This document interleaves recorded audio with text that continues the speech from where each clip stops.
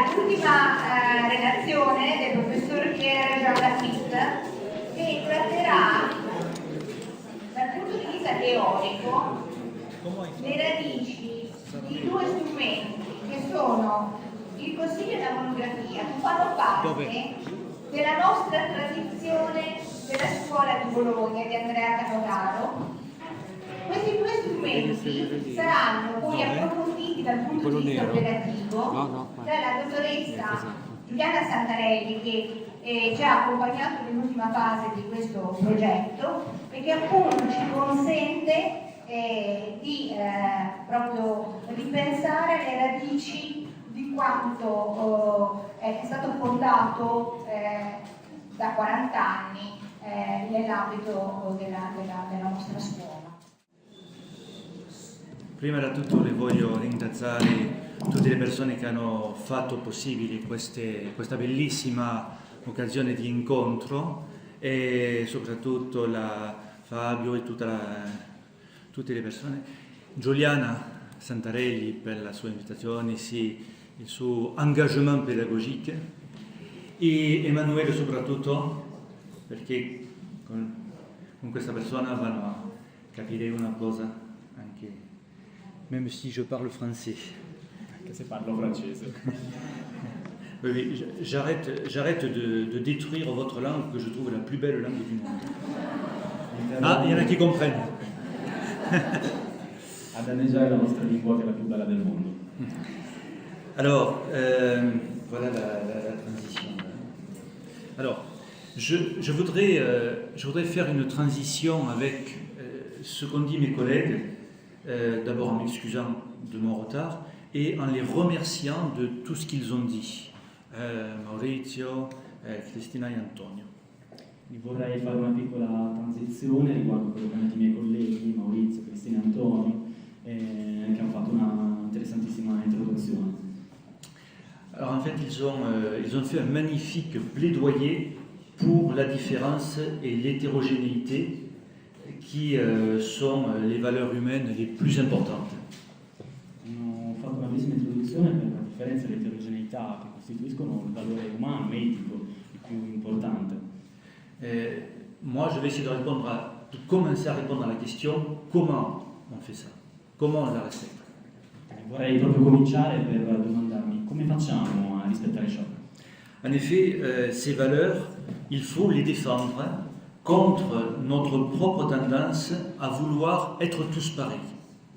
Abbiamo bisogno infatti proprio di rispettare questi valori per non andare contro ad essi. C'est une tendance positive, bienveillante, mais elle est aussi dangereuse. Elle est de plus en plus renforcée par la gestion technocratique et néolibérale de l'éducation.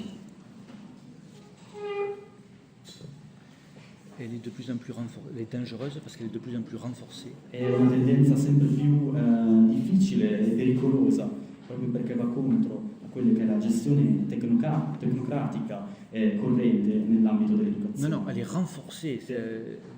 Per rinforzare, appunto. Alors, un psychiatre catalan, François Tosquelles, a fondé un mouvement de psychothérapie institutionnelle et son principe premier, le psychiatre allemand Hermann Simon l'avait dit ainsi: si on veut soigner le fou, il faut en même temps soigner l'hôpital.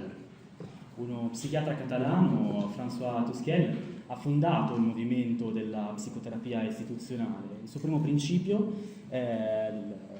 lo psichiatra tedesco Hermann Simon l'aveva anche egli detto: per curare il fuoco bisogna curare allo stesso tempo anche l'ospedale. Le fou. Il folle. No, è molto difficile per lei fare francese, inglese, perché anche... eh bien, avec l'école, l'enjeu est exactement le même. All'interno dell'ambito scolastico la situazione è esattamente la stessa. Telle qu'elle est organisée aujourd'hui, l'école ne peut pas accueillir des enfants en souffrance, mais pire encore, elle rend les enfants malades de l'école. Ciò che è organizzato oggi non può accogliere dei appunto bambini sofferenti, ma ancor più rende i bambini malati appunto a scuola. Et donc, ce dont je vais parler à présent, c'est une expérience pédagogique qui tente de redonner à l'école son plein pouvoir à la fois éducatif mais aussi thérapeutique, c'est-à-dire humain, tout simplement. Ciò di cui vorrei parlare oggi è quindi una esperienza pedagogica che tenta di ridare alla scuola il suo pieno potere, solamente infatti l'istruzione è così terapeutica, umana, molto semplicemente. Alors bon, maintenant c'est le texte. Alors, en France, des pédagogues se réfèrent, se revendiquent de la pédagogie de Célestin Freinet, des techniques de Célestin Freinet, et de la pédagogie institutionnelle fondée par Fernand Moury et Aïda Vasquez. Alors, je ne présente pas plus avant la pédagogie institutionnelle, je vous renvoie à l'enseignement de Giuliana Santarelli et également au livre qu'elle coordonne, qu'elle écrit, auquel je participe et qui bientôt sera publié. Alors, je dirais seulement que la pédagogie institutionnelle, c'est un mouvement pédagogique à part, c'est une pratique de la pédagogie Freinet à la fois fidèle et critique. C'est fidèle pourquoi ? C'est une fidélité à l'organisation coopérative des classes que Freinet appelait matérialisme scolaire, une fidélité au développement des méthodes naturelles d'apprentissage à partir de cette vie concrète, et enfin, c'est une fidélité au potentiel émancipateur de cet environnement, que ce soit pour l'élève ou pour l'enseignant. In Francia i pedagogisti, ovvero gli insegnanti, rivendicano classi tecniche di Célestin Freinet e della pedagogia istituzionale di Fernand Moury e da Vasquez. Non mi soffermerò a spiegare cos'è la pedagogia istituzionale, ma farò riferimento agli insegnamenti di Giuliana e al libro da lei diretto in corso di pubblicazione. Mi limiterò a raccontarvi che questa pedagogia può essere considerata oggi sia come un movimento pedagogico a sé stante, ma anche come una pratica fedele e critica della pedagogia di Freinet. Una fedeltà a un ideale, pedagogia cooperativa del movimento dell'école moderne, nata dalla pratica rivoluzionaria di Freinet, fedele a quello che chiamava materialismo scolastico, ovvero l'organizzazione cooperativa della vita in classe, radicato ai metodi naturali di apprendimento nella vita di tutti i giorni e per il suo potenziale emancipatore sia per l'alunno, ovviamente anche per l'insegnante. Mais la pédagogie institutionnelle apporte aussi d'autres outils qui prennent en compte l'inconscient au sens de Freud, la dynamique des groupes et l'anthropologie. Et de tous ces mouvements est née la notion d'institution. Alors cette notion est issue du mouvement de psychothérapie institutionnelle dont j'ai parlé, et elle désigne les processus d'organisation symbolique de la vie quotidienne du groupe, les lois de la classe, les lieux, les rituels, au travers desquels émerge la matière des décisions, des productions collectives ou personnelles et des échanges. Eh bien, deux outils, deux institutions peuvent être vus comme les emblèmes d'une telle orientation pédagogique. Le conseil de coopérative e la monographie des colliers. Ma la pedagogia istituzionale ha uno stretto rapporto con altri strumenti, prendendo in conto ad esempio l'inconscio freudiano, la dinamica dei gruppi, l'antropologia, ambiti dove è nata la nozione di istituzione, ovvero ciò che costituisce un luogo di linguaggio e di scambi simbolici multipli, eterogenei e tra pari. Questa nozione, comune alla pedagogia, alla psicoterapia istituzionale, designa i processi di organizzazione simbolica della vita quotidiana del gruppo, le leggi della classe, ma anche i luoghi e i rituali attraverso cui si lavora ed emerge la materia umana, decisioni collettivi, personali, produzioni o scambi. Due strumenti, due istituzioni che potranno essere considerate come emblemi, il Consiglio di cooperazione e la monografia del bambino. Alors, le conseil de coopérative, qui a été inventé par Freinet, c'est l'emblème de la dimension matérialiste et langagière de la classe, de la praxis pédagogique. Les techniques Freinet, ce sont des outils qui défigent le fonctionnement habituel de la relation entre le maître et les disciples, une relation duelle, exclusive et hiérarchique. Et la pédagogie institutionnelle propose de lire ces techniques comme des institutions. Il consiglio di cooperativa la PNE è l'insieme della prassi pedagogica nella sua dimensione materiale e linguistica. Le tecniche di PNE sono degli strumenti propri a sconfiggere il consuetuo funzionamento in classe tra docente e studente, secondo cui la doxa scolastica è una relazione duale, esclusiva, gerarchica tra materia e disciplina. La pedagogia istituzionale propone quindi di leggere queste tecniche come effettivamente istituzioni. Alors voici la définition de l'institution par Houry et Vasquez. Qu'entendons-nous par institution? La simple règle qui permet d'utiliser le savon sans se quereller est déjà une institution. L'ensemble des règles qui déterminent ce qui se fait ou ne se fait pas, en tel lieu, à tel moment, bref, ce que nous appelons les lois de la classe en sont une autre. Mais nous appelons aussi institution ce que nous instituons.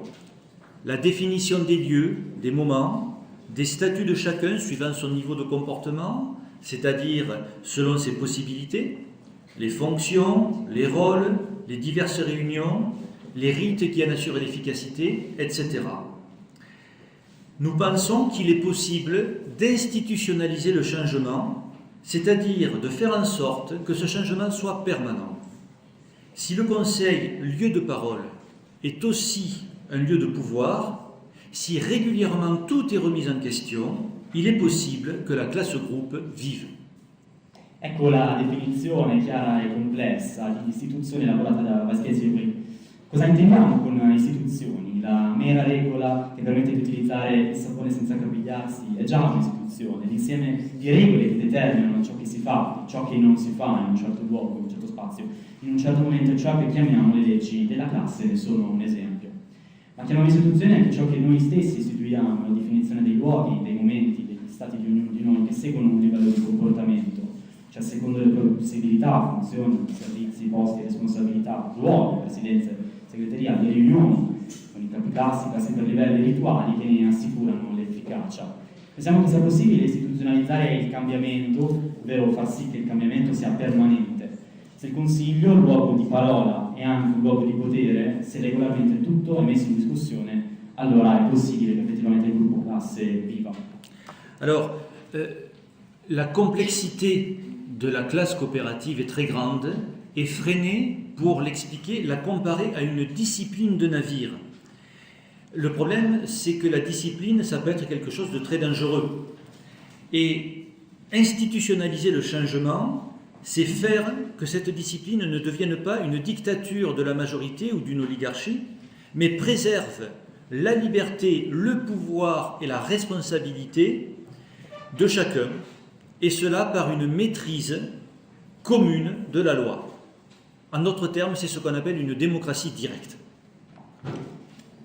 René, quanto alla complessità della classe di cooperativa, appunto, è tale che René parlava addirittura di disciplina nautica, possiamo dire, per disegnare la complessità del funzionamento della classe cooperativa, istituzionalizzare il cambiamento e far sì che questa disciplina non diventi, non si trasmути in una dittatura della maggioranza o di una oligarchia, ma che possa preservare la libertà, potere e responsabilità di ciascuno di noi, per una padronanza comune della legge del gruppo, più precisamente quella che chiameremo una democrazia diretta. Alors, le conseil de coopérative constitue la clé de voûte des institutions. Tu diras que je n'ai pas le temps de décrire en détail, mais s'ils veulent, je pourrais donner des conseils. Mais vas-y, décris ça déjà. Il consiglio di cooperativa costituisce la chiave di volta delle istituzioni, c'è poco tempo, però se volete chiaramente può approfondire tale aspetto. C'est une réunion bi-hebdomadaire où les règles de vie et les décisions, les plus importantes ou les plus banales, naissent, peuvent être rediscutées, changées et dépassées. Alors, Houry et Vasquez utilisent une comparaison organique pour définir la place du conseil dans l'organisation de la classe. Le conseil, c'est à la fois l'œil, le cerveau, le cœur, le poumon, le rein du groupe. Alors, le conseil, en effet, dans la classe, permet un regard sur ce qui se passe dans la classe. Deuxièmement, il permet d'en comprendre le fonctionnement, d'analyser, de revisiter les gestes, les activités, l'organisation générale. C'est le cerveau. 3, il permet de donner de l'air, de souffler, de ne pas se sentir prisonnier du carcan et de la rigueur. C'est le poumon. 4, ça permet de vider son sac, d'exposer, de dénouer les conflits, d'exposer les difficultés, les dysfonctionnements. Ça, c'est la fonction du rein. Et enfin, 5e, il permet d'exprimer des projets, des envies, des curiosités qui insufflent de la vie, du désir de faire et du sens. Et ça, c'est le cœur. 2 volte a settimana gli incontri rappresentano il luogo della legge del gruppo, dove nascono possono essere ridiscusse, modificate, sorpassate le regole della vita e delle decisioni più o meno importanti. Ok, Baskets ricorrono a quello che chiamano un confronto organico per descrivere il ruolo indispensabile del Consiglio nella organizzazione del gruppo classe. Nell'occhio, il cervello, il cuore, i polmoni, i reni del gruppo. Il Consiglio infatti permette uno sguardo su ciò che accade in classe, l'occhio, ne comprende il funzionamento, analizza e rivisita così i gesti, le attività e l'organizzazione, il cervello, ne dà respiro, allieva dal rigore del quadro complessivo, i polmoni, e il voto al sacco espone e svela i conflitti, espone le difficoltà in non funzionamenti, i reni, e infine esprima i progetti, curiosità, incarnando vita e desiderio di fare e di donare quindi un senso alle cose, il cuore. Ainsi, le Conseil exerce une fonction intégratrice, je reprends la parole de Christine, c'est fondamental, une fonction intégratrice au sens cérébral du terme, sur l'intelligence qui est produite par le travail du groupe. Et dans le Conseil, s'inventent ou s'entérinent les solutions qui dialectisent les conflits, qui relancent la vie de l'organisme tout entier de la classe. Il Consiglio esercita una funzione di integrazione sull'intelligenza prodotta dall'esistenza e dal lavoro all'interno della classe. In esso si generano e si confermano soluzioni che dialettizzano, fanno evolvere il conflitto, rilanciando la vita dell'organismo all'interno del gruppo classe. Alors, l'important c'est que là, le Conseil traduit les situations, surtout les situations conflictuelles, qui, d'affrontement immédiat, deviennent des échanges langagiers qui font de la médiation. Le conseil, c'est pour pas se battre, disait un jeune délinquant. Et là, quand j'entends ça, je pense au langage tel que le définissent les anthropologues, pas les linguistes, les anthropologues.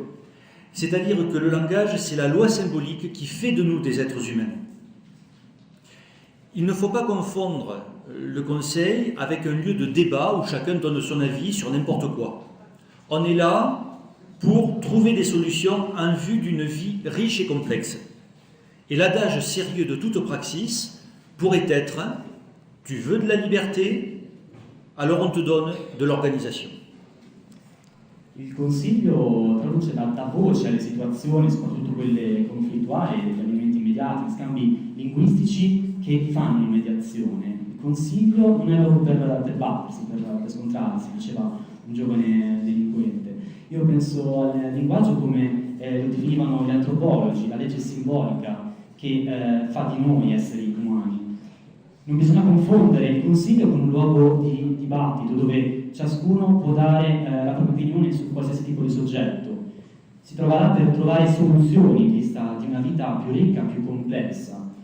Il consiglio serioso di ogni pratica è effettivamente che tu richiedi della libertà, in cambio ti darò auto-organizzazione. Le conseil a son ambiance et sa couleur spécifique, par distinction avec d'autres lieux de parole dans la classe. Au conseil, la parole de chaque enfant prend une place constitutive dans la communitas, dans la communauté. La singularité de son désir au sens psychanalytique du terme, se dialectise dans la construction des lois de tous. Le sujet s'engage dans le discours et dans le devenir commun. L'enfant expérimente le degré de socialisation le plus engageant, mais le groupe lui aussi expérimente cela, car la légitimité de sa loi se fonde dans l'engagement de tous. Et alors, on peut dire que la classe est une praxis parce que chaque sujet a son désir branché sur la structure symbolique du milieu. Il Consiglio ha il proprio luogo, i propri colori specifici, caratteristici, si distingue dagli altri luoghi di parola. All'interno del Consiglio la parola di ciascun bambino prende luogo costitutivo di quella che è la communitas. La singolarità del proprio desiderio si dialettizza nella costruzione delle leggi di tutti e si impegna nel discorso e nel divenire comune. Il bambino sperimenta il livello di socializzazione più impegnativo, ma il gruppo, lo stesso gruppo, per legittimizzare la legge fondata sull'impegno di tutti. Possiamo allora dire che la classe effettivamente è una pratica, poiché il soggetto ha il proprio desiderio fortemente saldo, attaccato alla struttura simbolica del luogo. Alors le conseil est un lieu de langage où la parole de chacun est écoutée et où la décision du groupe est souveraine. C'est le lieu, non pas d'une délégation temporaire du pouvoir aux élèves de la part de l'enseignant qui pourrait le reprendre quand il le voudrait, mais c'est le lieu du partage réel du pouvoir, au sein du groupe qui est souverain. Ce partage du pouvoir est potentiellement très lourd de conséquences à un niveau politique. En effet, le pouvoir de s'auto-organiser est pris par ceux qui ne pensaient même pas qu'ils pouvaient y prétendre. C'est une révolution par le bas qui s'opère ici. Il Consiglio è un luogo linguistico dove la parola di ciascuno è ascoltata e dove la decisione del gruppo regna sovrana. È il luogo, non una delegazione momentanea di potere concessa agli alunni da parte degli insegnanti che potranno recuperarla nel momento in cui riterranno opportuna, ma una condivisione reale del potere all'interno del gruppo sovrano. La condivisione del potere è potenzialmente impegnativa, le conseguenze a livello politico, il potere di auto-organizzarsi è preso da coloro anche che non pensavano di poterlo prendere. Effettivamente una rivoluzione si apre a una rivoluzione dal basso. Alors, le désir et le fantasme, au sens psychanalytique, on le voit, sont le point premier de ce que j'appelle une praxis pédagogique. Et il est donc normal que ce soit aussi le point nodal de toute production théorique en pédagogie. Et sur un plan épistémologique, je pense que la pédagogie institutionnelle marque là aussi un point de bifurcation important dans le champ éducatif. Il desiderio, il fantasma nel senso psicanalitico, è il primo punto più importante di ogni prassi pedagogica. E quindi è normale che sia anche il punto cruciale di ogni produzione teorica. Sul piano epistemologico, la pedagogia istituzionale traccia anche una diramazione importante in campo educativo.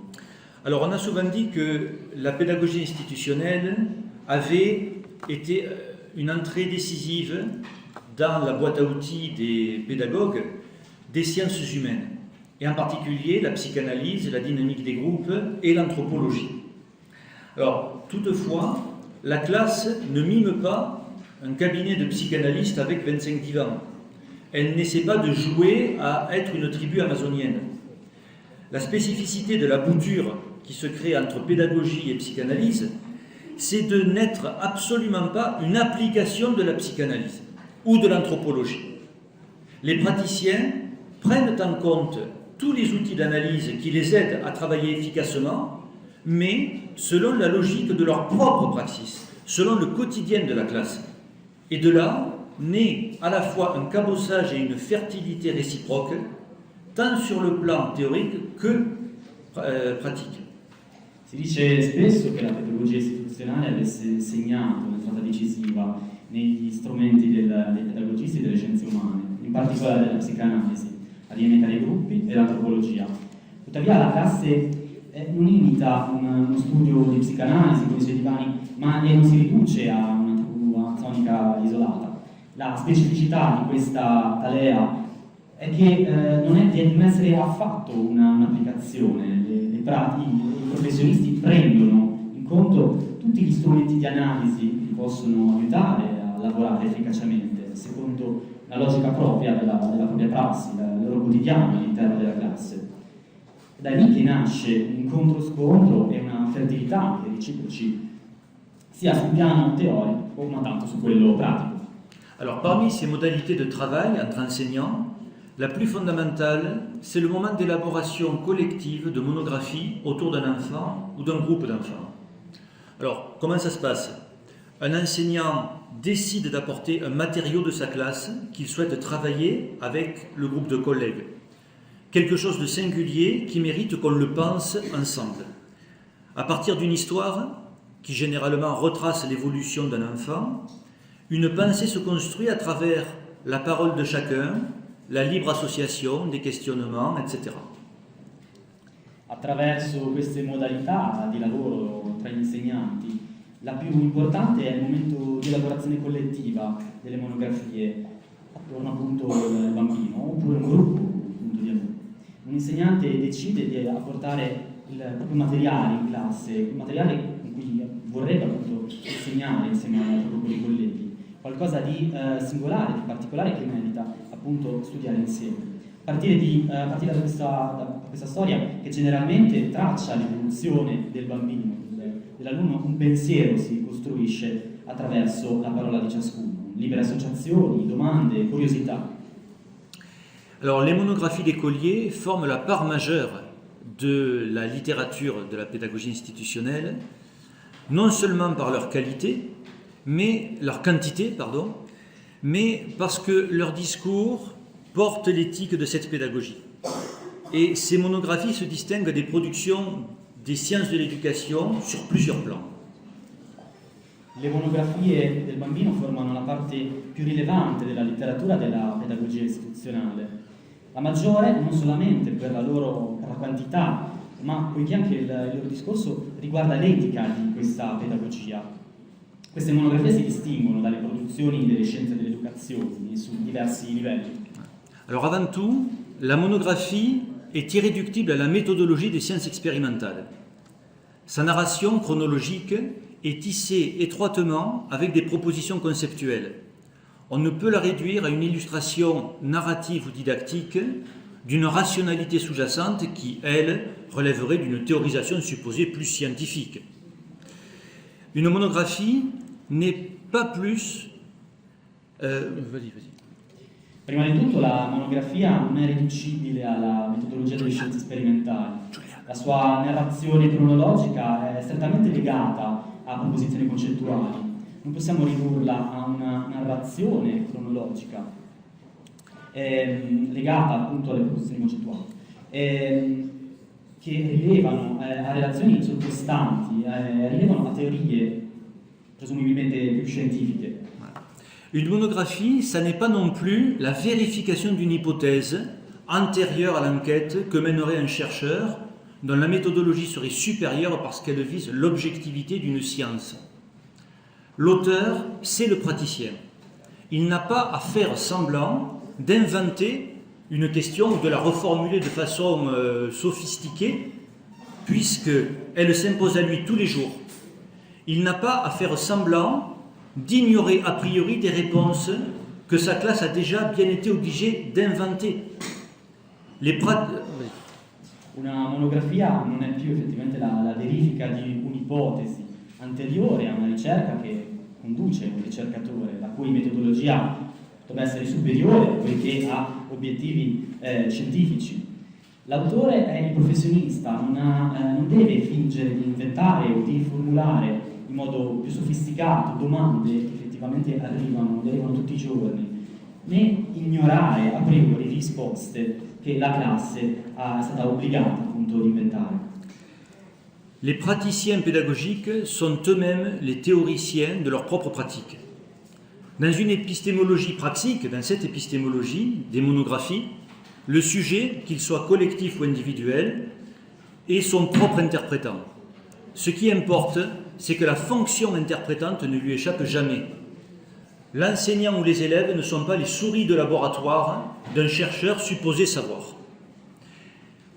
Le texte finalement signé par un auteur et un groupe témoigne d'un franchissement dans une maîtrise, celle d'un sujet ou d'un groupe qui ne s'autorise que de lui-même.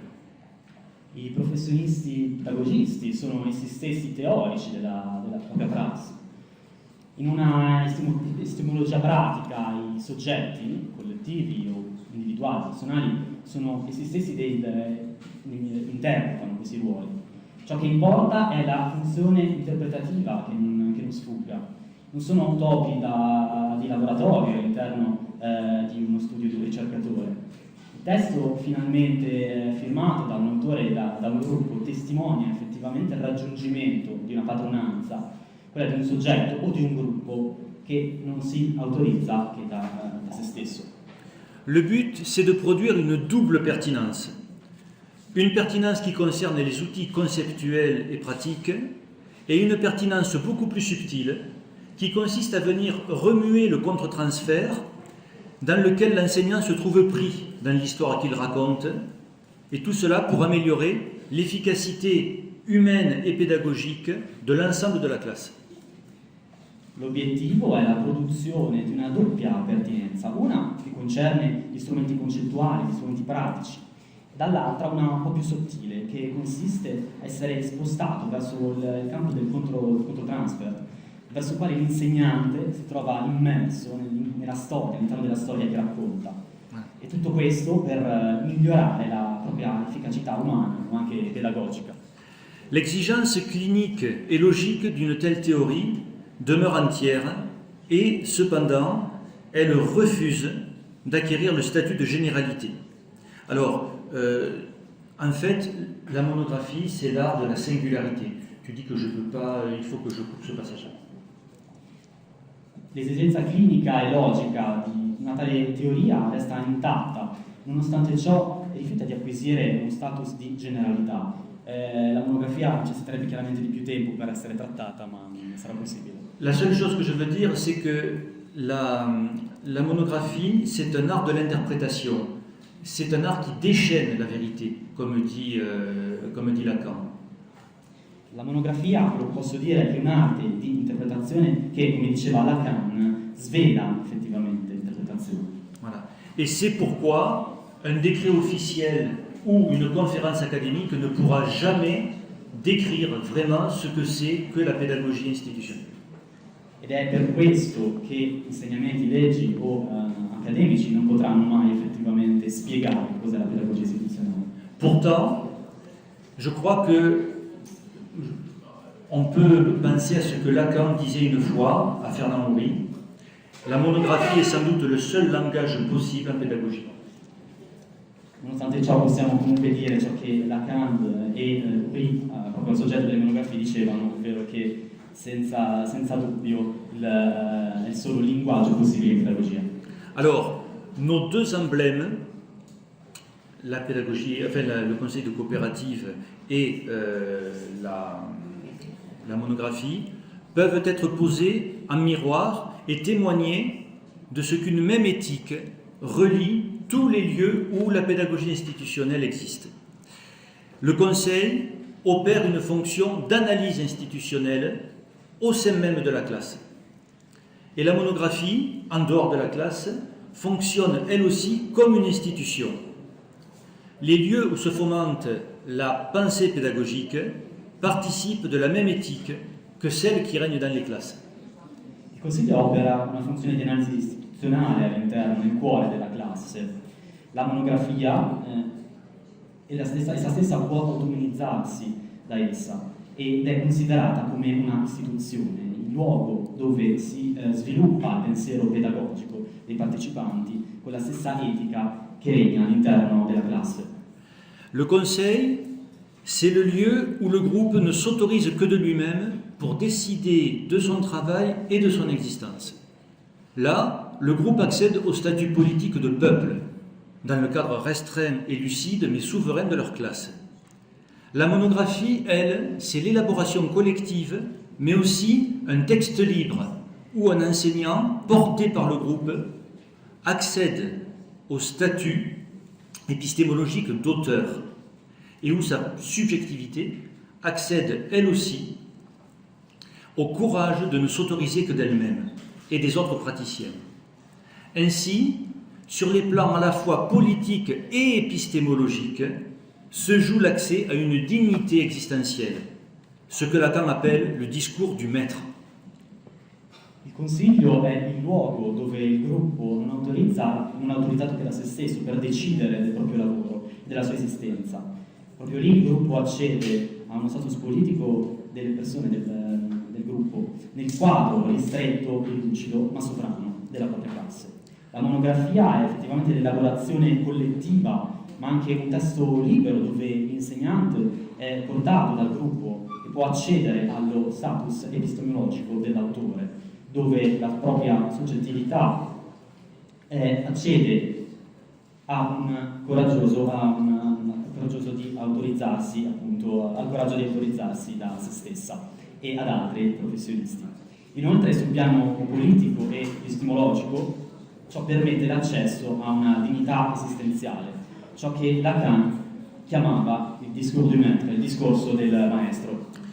Alors, peu importe le niveau d'organisation de la pratique pédagogique, que ce soit les classes ou les groupes d'enseignants, à chacun d'entre eux, institutionnalisation et analyse sont les deux faces d'une même pièce.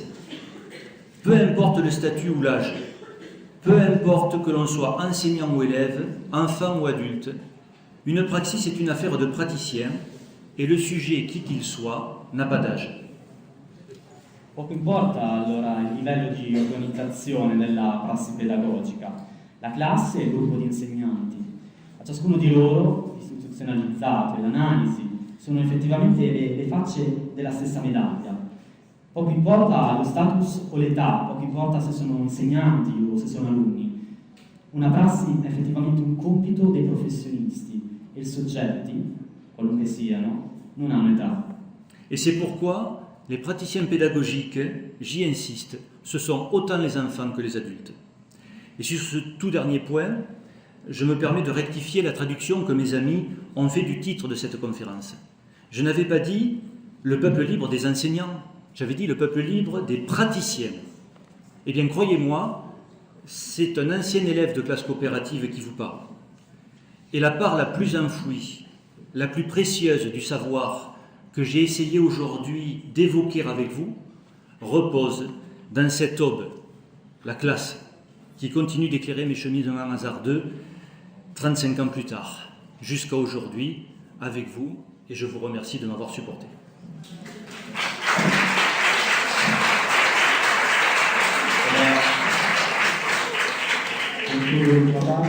Ed è per questo che i pedagogisti, i professionisti sono altrettanto sia adulti che alunni, bambini. E su quest'ultimo punto mi permetto di rettificare la traduzione che mi era stata proposta. Non volevo dire il popolo libero degli insegnanti, quindi il popolo libero degli insegnanti, ma piuttosto il popolo libero dei professionisti. Credetemi, è proprio un vecchio alunno di classe cooperativa che vi sta parlando. La parte infatti più profonda, la più preziosa del sapere che ho cercato di evocare oggi, riprova proprio in questi insegnamenti che mi accompagnano durante il mio cammino, a volte azzardato, 35 anni più tardi. Grazie.